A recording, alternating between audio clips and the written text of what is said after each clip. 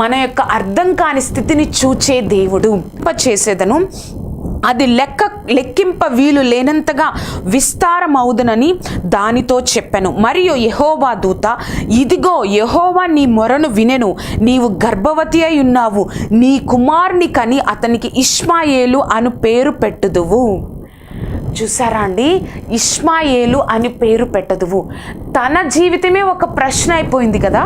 తన జీవితం అసలు ఎందుకు వెళ్తున్నానో, ఎక్కడికి వెళ్తున్నానో తెలియకుండా, అర్థం కాని స్థితి నుంచి, ఆ స్థితి నుంచి నేను పారిపోవాలి అనుకుని ఎక్కడికి వెళ్తుందో తెలియకుండా వెళ్తున్న హాగర్ను దేవుడు ఏమన్నాడు అంటే, నీవే కాదు, నువ్వు బ్రతకడమే కాదు, నీ యొక్క గర్భంలో ఉన్న శిశువుని నేను ఆశీర్వదిస్తాను, లెక్కింపలేనట్లుగా విస్తారంగా నేను విస్తారంగా ఫలింపచేసేటట్లు నేను చేస్తాను అని హాగరుకు దేవుడు చెప్తున్నారండి.